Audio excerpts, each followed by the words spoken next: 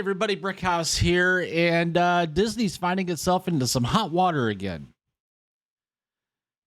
One has to ask, are Disney's hiring practices fair? A recent lawsuit claims the beloved entertainment giant enforces race quotas, leading to discrimination against certain groups. According to the lawsuit that has been filed, Disney allegedly implements hiring guidelines that prioritize diversity based on race rather than qualifications. In other words, a potential employee's race becomes the deciding factor instead of their talent or experience. Critics argue that such race-based quotas are a clear violation of equal opportunity laws. They claim that by prioritizing diversity over merit, Disney may be denying certain individuals a fair chance to obtain a job within the company. Now, here's where it gets meaty, as some would say. Disney hit with federal civil rights complaint over, of all things, DEI. Go figure. Alleges discrimination against white men, Christians, and Jews. Now, this lawsuit was filed by American First Legal, and it was filed on Wednesday, just a couple of days ago. The group cited publicly available documents published on Disney's official sites, as well as leaked internal documents showing how executives have made diversity, equity, and inclusion a central part of Disney's hiring practices. In fact, Elon Musk posted this over on X February 6th. An anonymous source just sent me this from Disney. It is mandatory institutionalized racism and sexism. And you wonder why we get the message in content that Disney puts out rather than simply putting out content for entertainment purposes.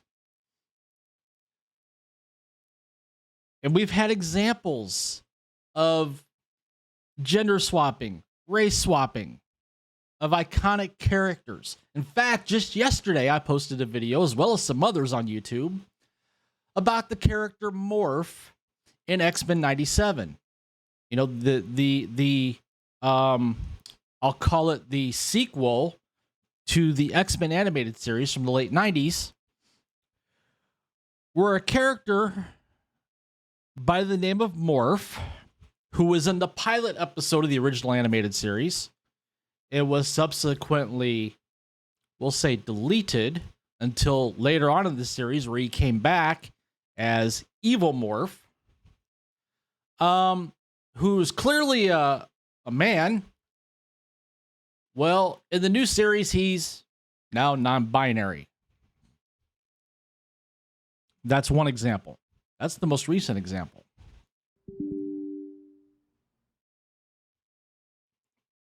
So, American First filed a lawsuit against the Walt Disney Company for violating Title VII of the Civil Rights Act of 1964 by engaging in illegal race, sex, and national origin discrimination. The law prohibits Disney from using race, color, religion, sex, or national origin merely as a motivating factor for hiring, training, or promotions. But a document on Disney's Reimagine Tomorrow website strongly suggests that race, color, religion, sex, or national origin are often the only motivating factors in Disney's hiring, training, and promotion decisions, and that the company is intentionally discriminating against white American men, Christians, and Jews simply because of their race, sex, religion, and citizenship. I mean, here's the document. I'll leave it up here for a couple seconds so you guys can see for yourselves. Now, I'm no attorney. I don't claim to be an attorney. But logic and reason state that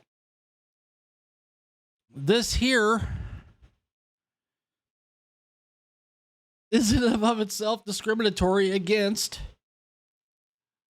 white people, Christians, Jews.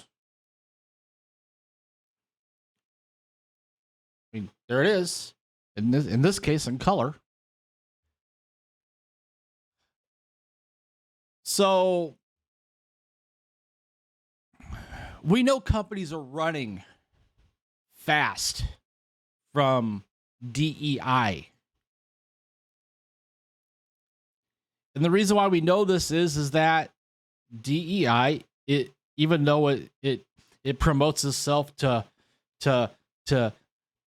encourage companies to be more diverse and inclusive of all people, we know it's reverse discrimination.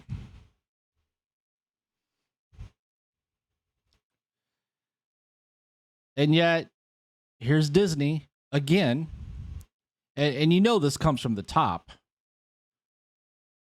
You know this comes from Bob Iger himself,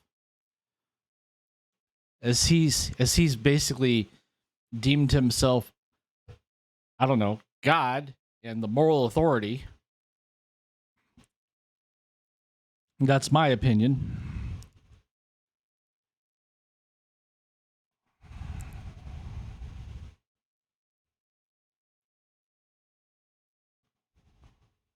The document is a frequently asked questions on Disney's inclusion standards, which describes the company's intention to increase training and development opportunities for members of underrepresented groups. Based on its own public admissions, it appears that Disney is knowingly and intentionally violating federal civil rights laws, the complaint states. Now, this article is written by David Ng over at Breitbart. Have to give credit to America First Legal for putting this out there, that they filed this lawsuit in federal court. Now, the more people wake up to these things, the more we can push back and get back to the premise of hiring the best person for the position, regardless of race, religion, sex, what have you. We know quotas don't work. They just don't. Just look at the NFL. There's been a discussion in the NFL recently of doing away with the Rooney Rule. Well, why would they do that? Well, because they're finding out that there really isn't need for a Rooney Rule. You hire the best person for the job.